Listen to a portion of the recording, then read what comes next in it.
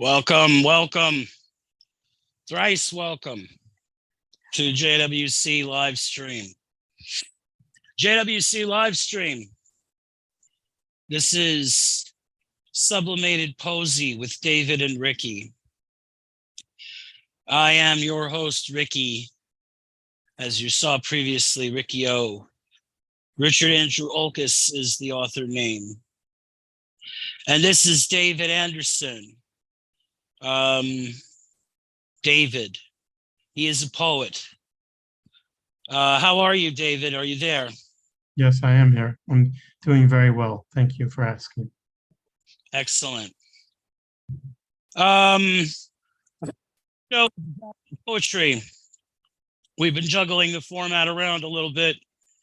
It's a little different from what we had last year, but I'm really enjoying making it. Last week we had a great show. And this one promises to be equally cool if you're into poems, poetry, poesy in general, writing your own. You're looking to be inspired. This is the place. We're all creative obsessives here. I was a poet and then I wasn't a poet and now I'm a poet again. Thanks to, I don't know, fate, the cosmos, David, lots of things. I've been writing some poetry here and there. The other day I wrote a morbid one that I was inspired to write because we were driving around and the country was so wonderfully winterized, you know, gray skies and snow-crusted fields and all these windy, wet roads and rocky outcroppings. Was tasty, you know. Maybe one of these days I'll find time to read it on something.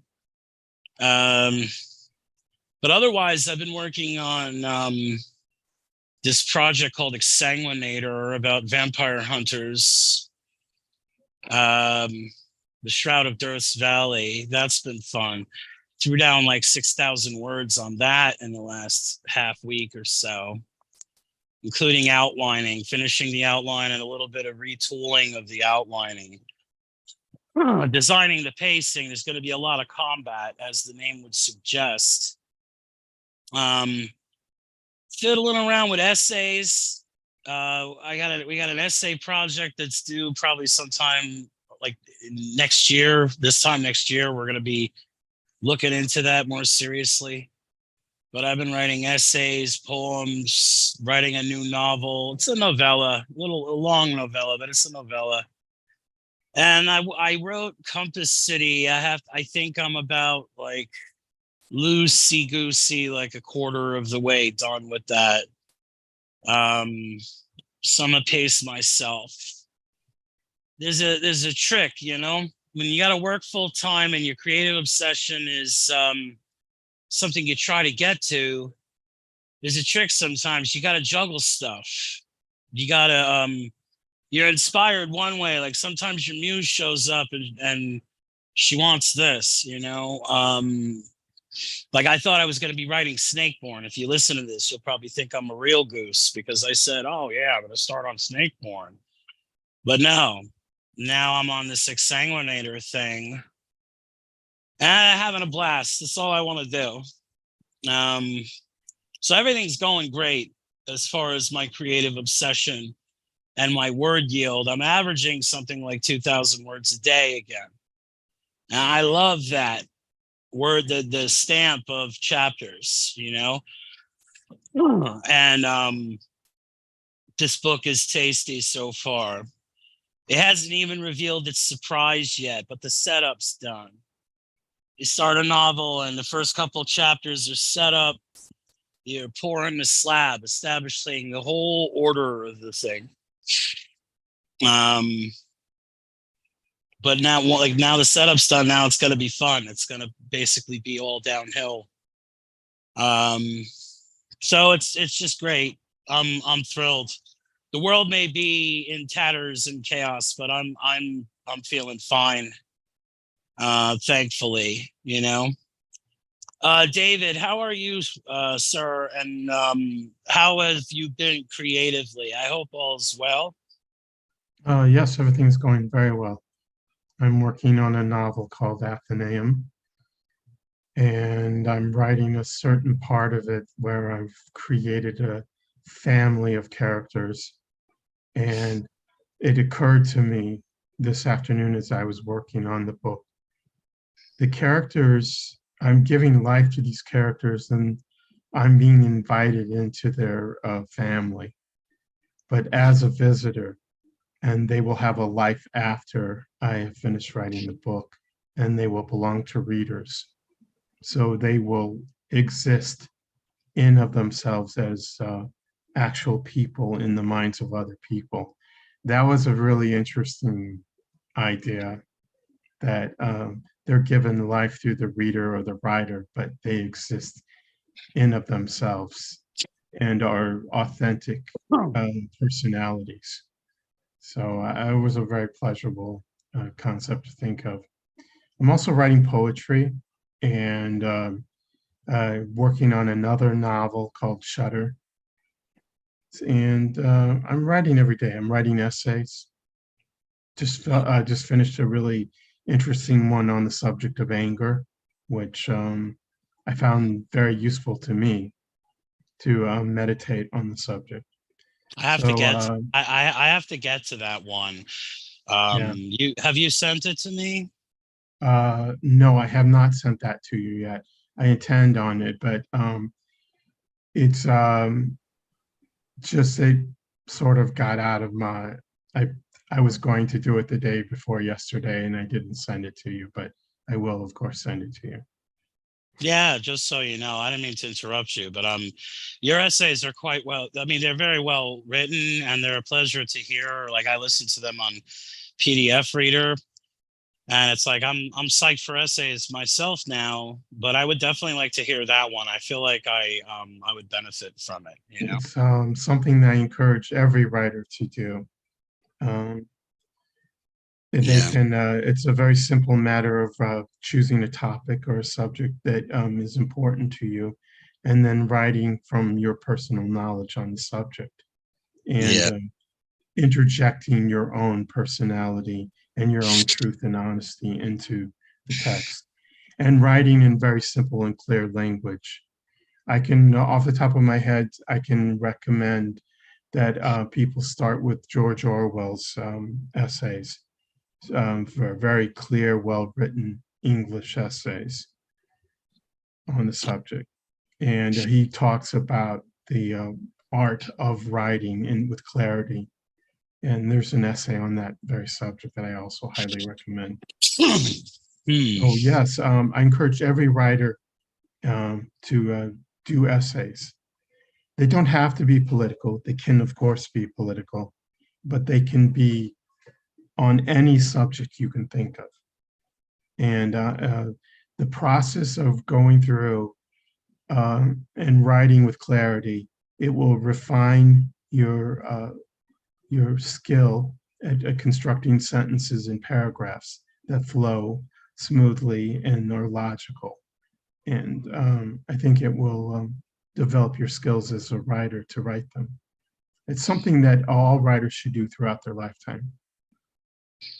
Yeah, yeah. I mean, I agree with David wholeheartedly.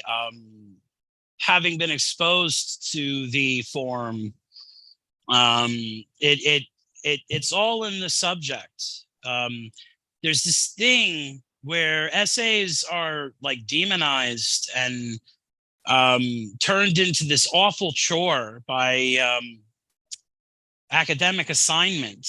You know, it's like I remember dreading essay writing when I was in school. But if you're writing an essay on something that you're fascinated with, something that you want to explore, then it can be as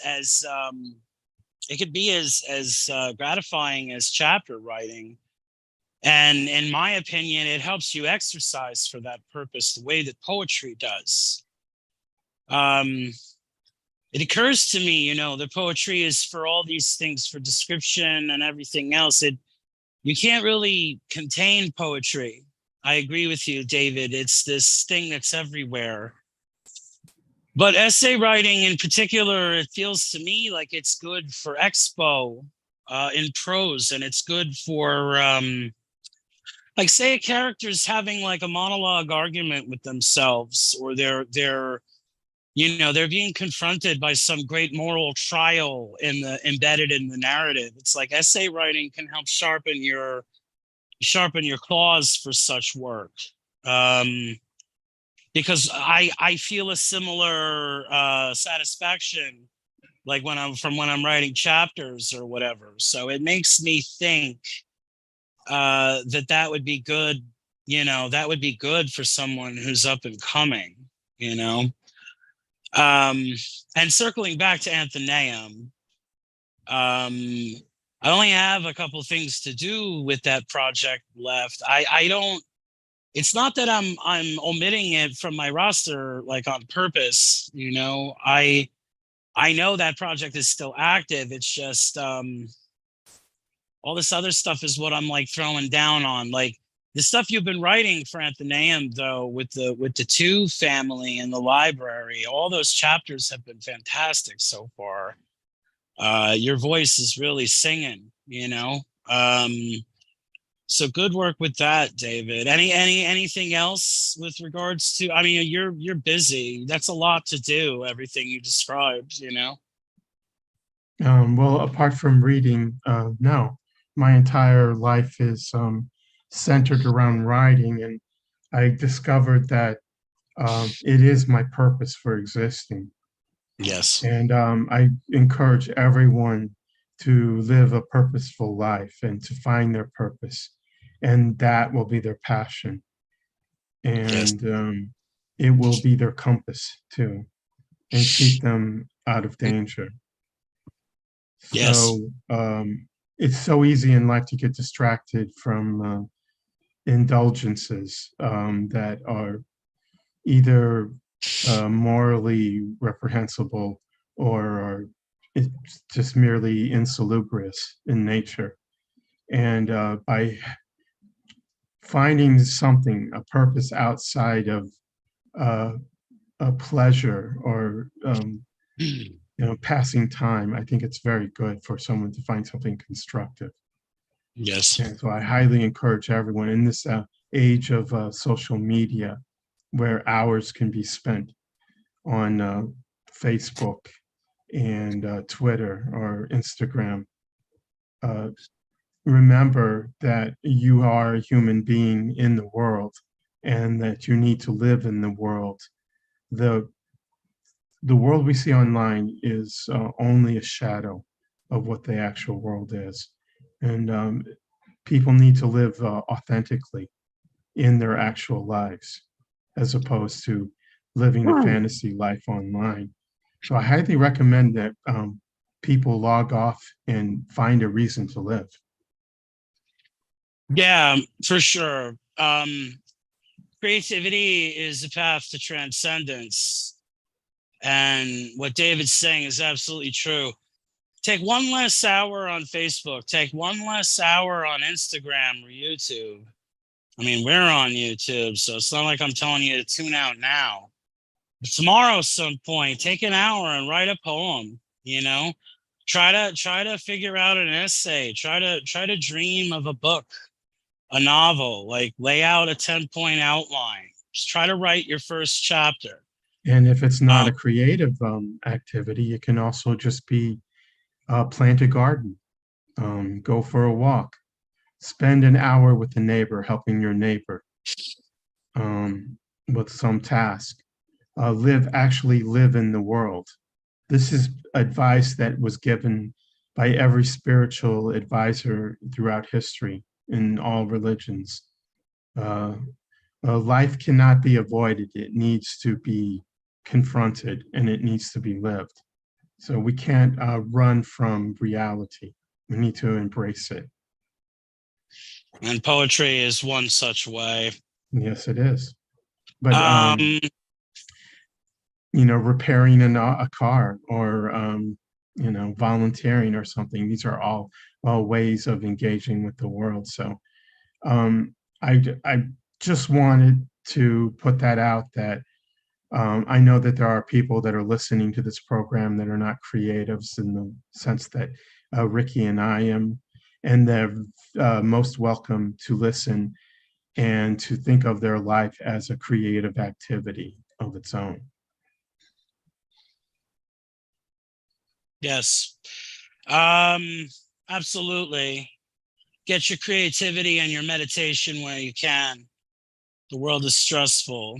Lean into it. Try to find something, because creativity provides meaning sometimes where there's none, or an escape where it feels like there is no escape.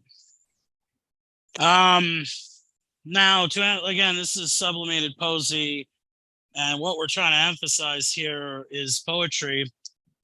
Today's poet is Philip Arthur Larkin. He's an English poet back in the 20th century. And today's poem that we're going to read is Obeyed by Philip Larkin.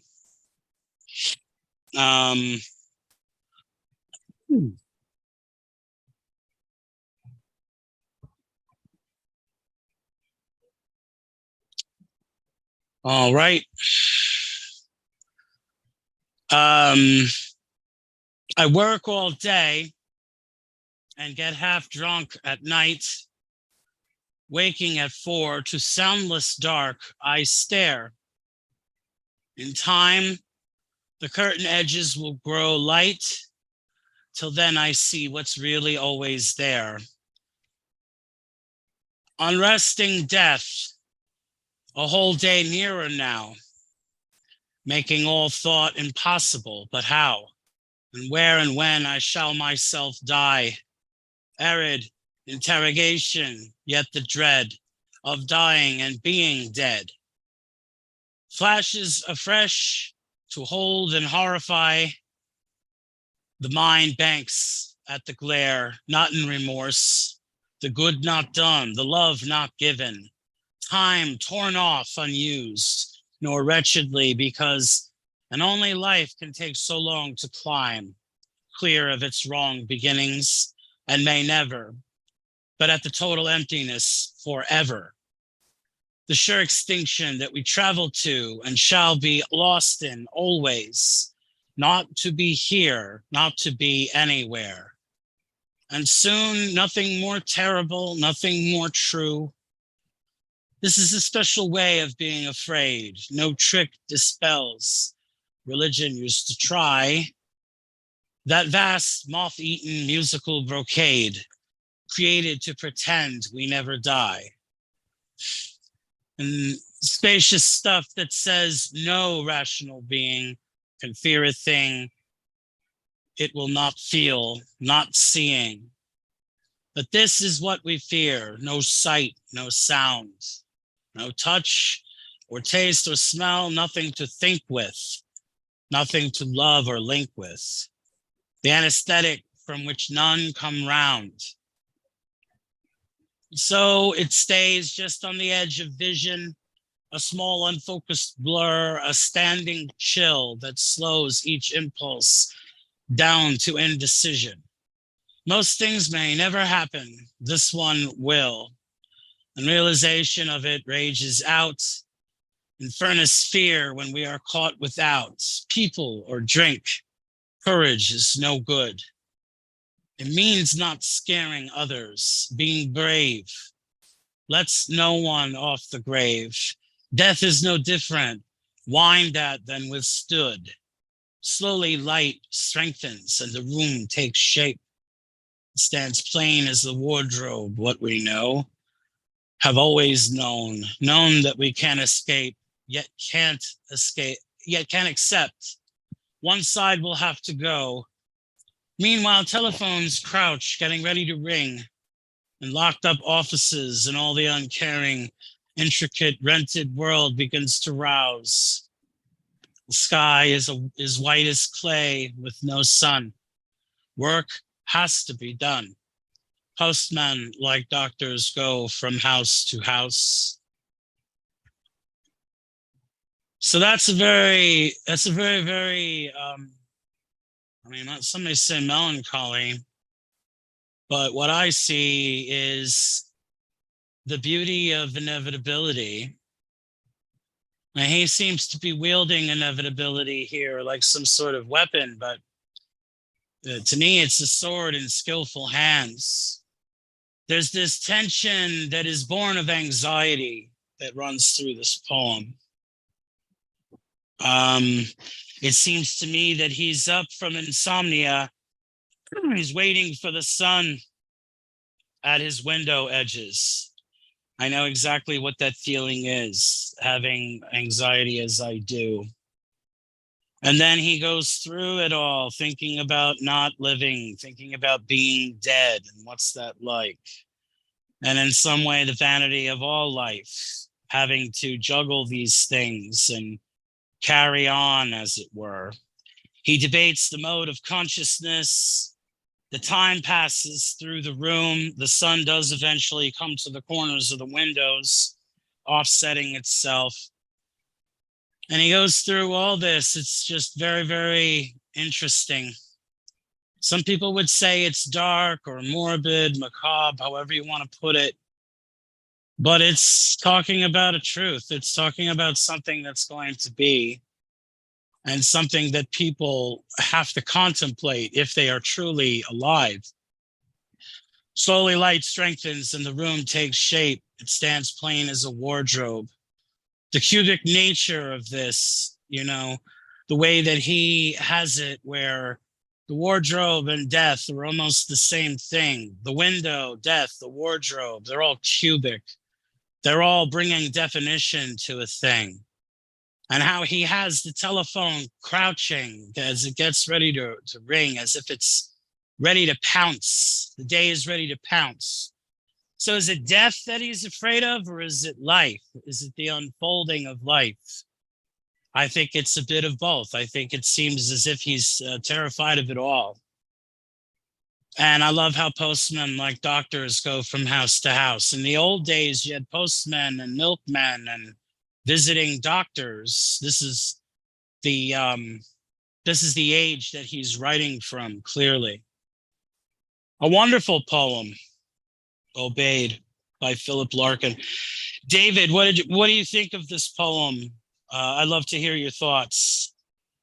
Oh, there's a lot to be unpacked here. I wanted to start with, this is actually a French word. It means dawn. And there's a tradition of writing poems called Aubade. Two very famous examples are The Sun is Rising by John Donne, and there's a sonnet by William Shakespeare called Obeyed. Hark, hark, the lark at the heaven gate sings. So in that example, it's a joyous one. In the example of the John Donne, he's talking about keep the intrusion of the world into his bedroom with his wife, and how the world is that bedroom with his wife. But in this one, it's a very dark and I would say a very pessimistic poem. And we can go, as we go through the poem itself, we can talk, we have many interesting subjects. If you break it down, it starts with labor and half drunk at night, and this idea of futility, basically. And there's an anxiety that's brewing in him. As he's watching the sun come up, he becomes aware of the labor ahead that he must face.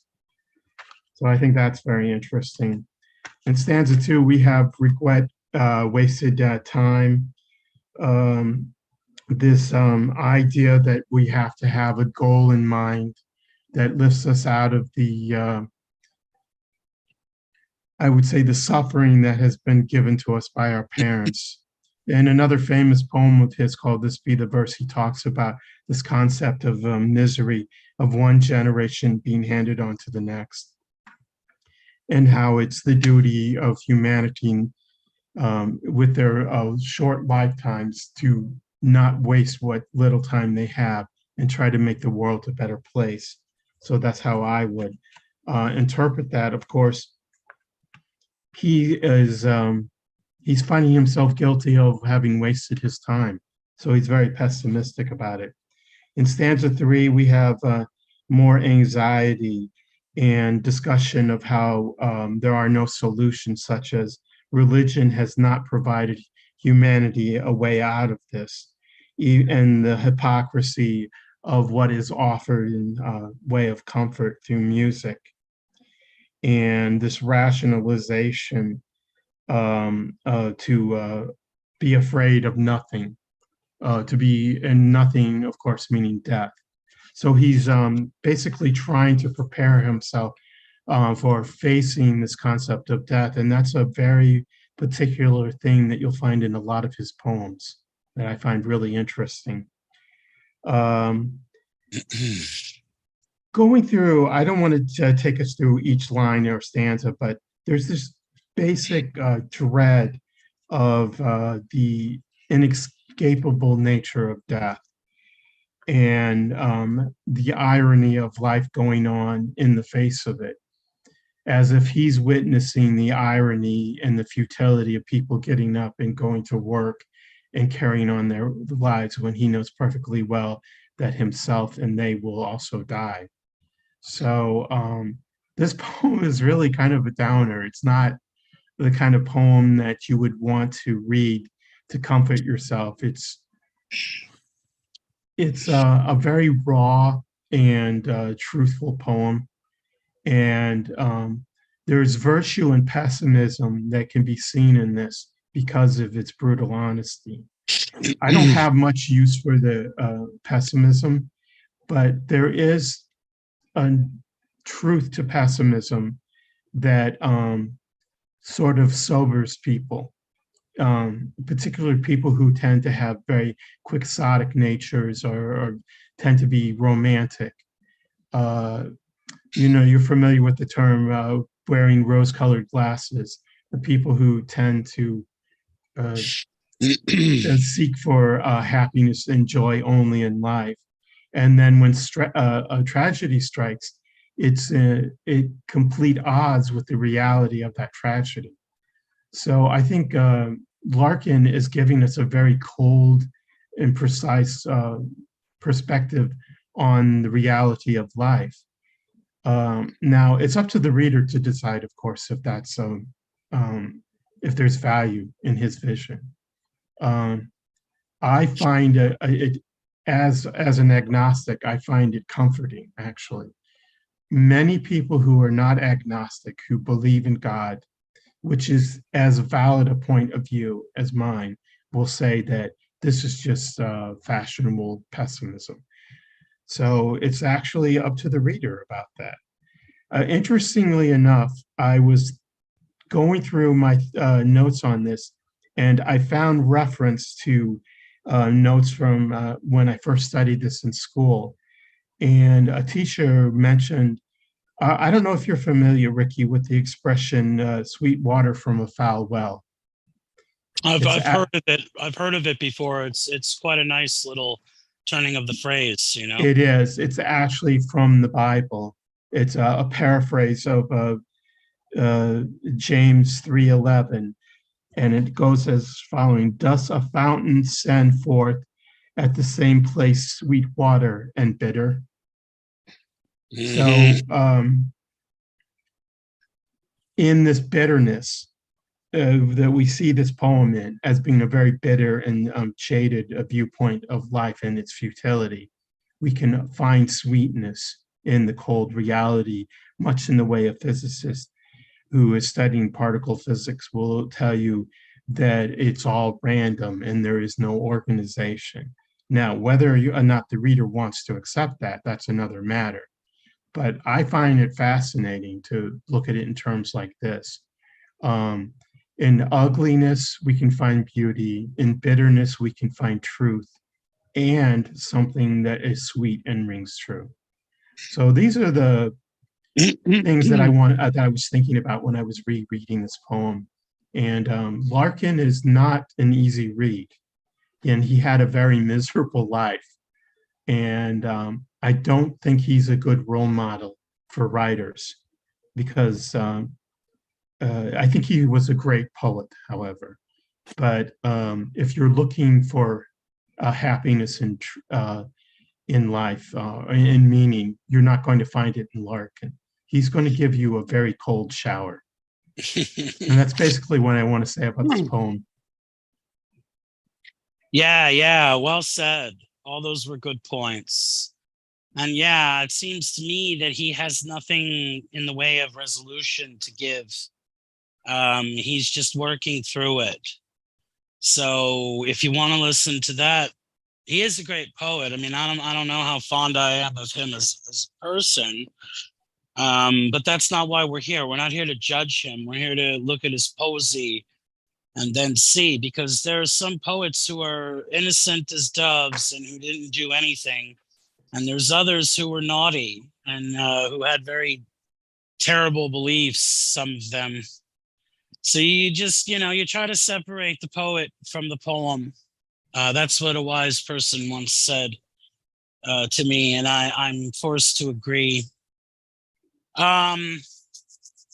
So that was a really awesome poem, and we got to look at it and kind of like break it down a little bit, So now we're going to talk about the poet for a little while. It's our new format. We kind of go into, the nature of the person, more like the circumstances of their creative life, what it is that they were born into and had to endure. So Philip Arthur Larkin says he was born the 9th of August, 1922. He passed away in 1985. Was an English poet, a novelist, and a librarian, which is a very interesting thing. His first book of poetry, The North Ship, was published in 1945. It was followed by 2 novels, Jill and A Girl in Winter. And he came to prominence in 1955 with the publication of his second collection of poems, The Less Deceived, followed by The White Sun Weddings and High Windows. He contributed to the Daily Telegraph as its jazz critic through the 60s. And this article gathers in all what jazz, a record diary. He wrote a book about, I'm assuming it's the articles from that, which is very, very interesting. They offered him the position of poet laureate, but he declined it in 1984. The Larkin family lived in the district of Radford, Coventry, until Larkin, was 5 years old. He moved to a 3-story middle-class house, complete with servants. And he had quarters near the railway station. He went to King Henry's School. He survived the bombings of the Second World War, which must have been dreadful. He had a sister named Catherine, who she was known as Kitty.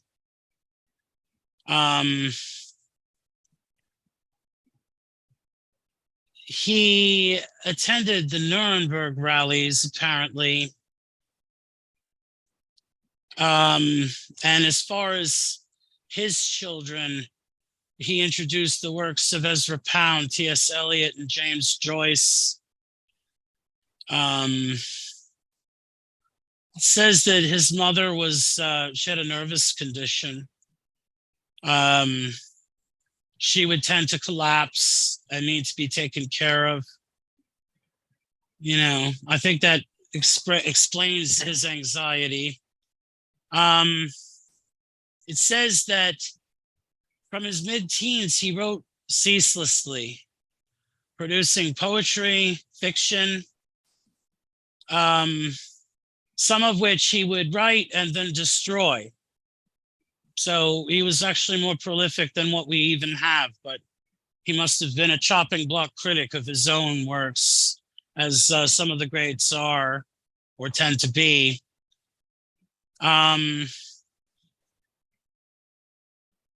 There's under a pen name, he wrote 2 novellas. So he was all over the place writing, throwing down creativity. I mean, I like his poems, but who knows? I may have to look in a little bit deeper. Some of them I think are naughty from what I've heard. Larkin wrote several of his best known poems. Then in the 70s, he wrote a series of longer and more sober poems, including The Building, The Old Fools. It ends up in High Windows, apparently. The critics were after him then, though, saying that it represented a falling off from his previous works. But you know how critics can be.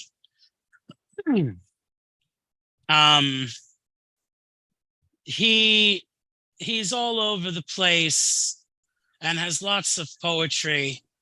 Some of it explores sexuality, some of it explores his own, what it seems to be neuroticism. But at the end of the day, that poem, the proof's in the pudding.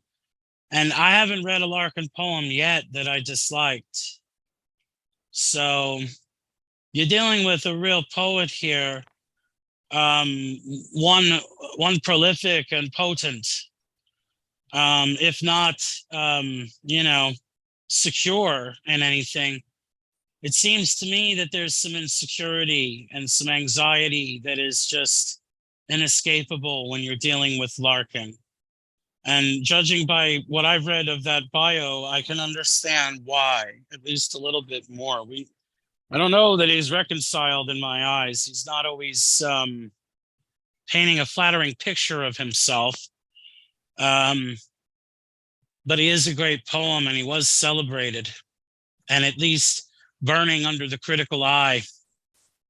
So yeah, interesting. There's nothing like delving into the life of a creative just to see what's going on in there. I recommend you all watch some sort of documentary of the like. It will inspire you. It always has me. It's pushed me on into my dreams to see the adversity of other creatives and what they had to deal with.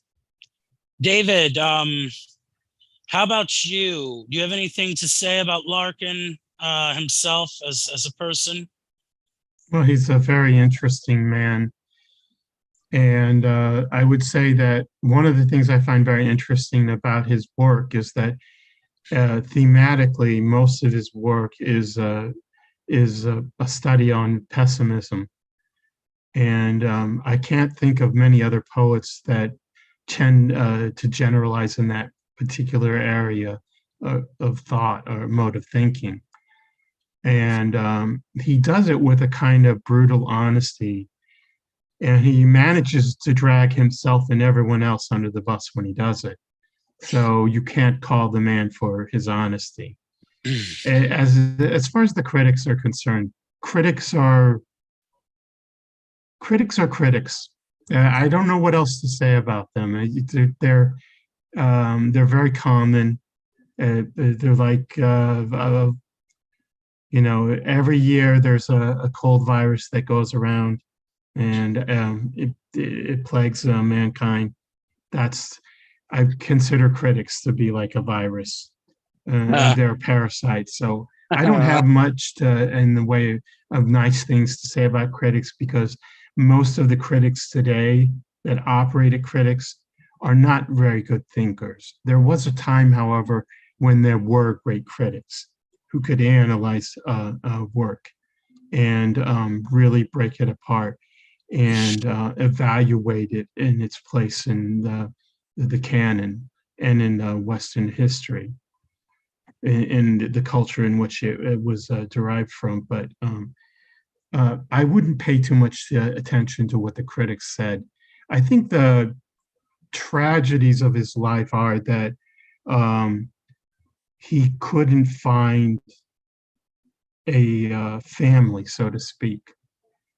He went through a series of relationships with women, and he lived a life that now today is not looked upon as a possibility, but he was a confirmed bachelor.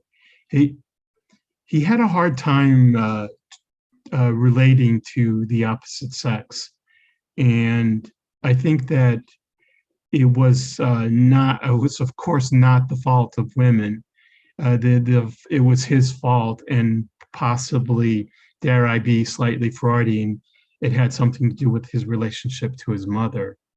And that added to another dimension to his pessimism. And also, let's keep in mind that he survived, as you were pointing out. I thought that was interesting. You pointed out the Blitz, surviving the Blitz. I don't think anyone living today can understand what it would be like to have your city bombed on by an enemy force, and what a profound impact that could have on your imagination and your view of the world. As Americans, we live in a very safe and secure environment where we're not accustomed to having enemy forces invade our soil. But and I have not lived during a world war, but that has to have a huge impact on the imagination and personality of a creator.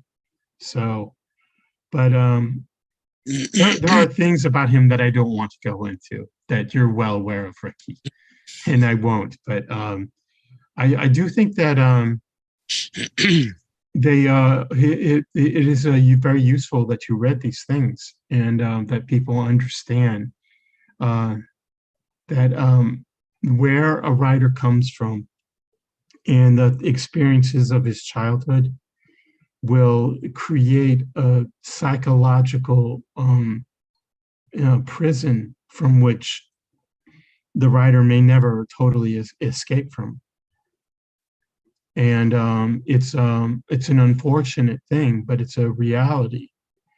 So it is beneficial to study, especially the early childhood of writers, to try to discover what created this person behind the art. But if you get to the end of it, though, it is the poetry that really matters. So Yeah, what I have to say about that. Yeah, certainly. It's very easy for people to moralize and to be judgmental and jump on soapboxes. And I just say, I mean, nobody's perfect, you know? I mean, some people think and believe in reprehensible things. But then again, they've been through terrible times in their life, you know? There are wars that are going on. There are people in cities in the world today who know what it's like to have their cities blown up. And who knows what it is that they're writing, you know? Having lived through it, you're unsettled permanently, you know? You could say traumatized. So there are moments in life that are going to bring you back to that trauma. You know, writing is therapy. It really, really helps. At least it does for me. I'm not a therapist, so I can't give medical advice, but I can tell you that it's helped me, probably helped Larkin, you know, get through some bad days. That's what poetry can be. That's what creativity can be. It can help you vent. I kind of also think, if you don't mind me jumping in, of course, I think that maybe with Larkin, it was he had sort of decided very early on that there wasn't much hope, and it was really him working out his philosophical ideas in this poetry. because that's an aspect of poetry that doesn't get a lot of coverage, uh, or as much as it should, is the philosophical concepts that happen in a poem. And there's a relationship between writing and fiction and poetry and philosophy. So if we're looking at the philosophy of his pessimism, there's much to be gleaned from that. I don't know what you think about that idea, but I thought it was something to bring up. Well, that is the reason why I enjoy it. You're laser guided with that one. I don't share his views. I don't feel that his views in a long run are profitable, but they are in a short run. They are profitable because they allow for a dialogue. The greater men than me have said, that people are like, they professionally avoid things. Most people, they avoid the concept of death. They avoid the concept of old age. For some people, these are things that are horrifying and inescapable. To have a dialogue about it is a very good thing, and he brings that philosophical edge. There's an echo in the cavern of his poetic thought that makes you ask those questions of yourself and consider what it is that he's weighing in all of that, and what are the sources of his anxieties, So I agree with you. A good poem should resonate that way, philosophically, or at least in some way that's profound, if it be through awareness or consciousness or whatever it is. I feel like he does that. You're right, David. In fact, I think that's probably what I enjoy about, like I said, there's some people who can't bear hearing something that they don't agree with. It's like everything always has to be right as rain. Otherwise, they flip out. This is not a poem about daffodils. No, it's not. It's a very unpleasant poem, actually. But I would like to remind all of the readers and the listeners that sometimes it's very good to read and think about unpleasant things. Mm-hmm. Just as profitable as a group of rainy flowers is the notion of mortification or the violence of a storm, the uncertainty of tomorrow. Poetry is a vehicle for all those things. I'm sure you'd agree. So get out and write. Get out and read a bunch of Larkin and try to figure out what about him inspires you. Take some time to lean into that. And our piece of wisdom today is to put a little thought experiment or a little indwelling of mystery or some sort of wondering, the way that he is. Like he was in that poem, he was wondering about death at dawn, at the beginning of a new day. That's an interesting formula. I'm not Mr. Formula, but if you were to take one, that's a simple way to access it, because that's what it is. It's the beginning of a new day. So he just woke up and he's like, oh, I'm alive again. But then he's thinking about that greater secondary slumber that is death. He talks about anesthetic too, how death is the anesthetic from which no one comes round. So there's an old expression, oh, he's coming around when someone wakes up. He's doing the opposite, right, of what many poets did. Was most people equate sunrise with hope. He's doing the opposite. He's the kind of person that if you ran into him on the street, you would walk the other way to avoid him. And maybe so. There's Mr. Larkin, and you would walk the opposite direction as quickly as your feet could take you away from him. This is not a happy poem in any sense of the word. That's a very mean-spirited thing to do, to take a sunrise and use it as an excuse to be down on life. But there are dreadful dawns, you know. There are Yes. dawns. There are dawns that are heavy, that we you don't want to even face the world. You just want to stay in bed. I'm not saying all the time. I don't know how many of those Mr. Larkin had, but this one was potent enough where he had to throw it down, you know. He had a muse flash, and he had to write this poem. And it's really something. It's really something to contemplate.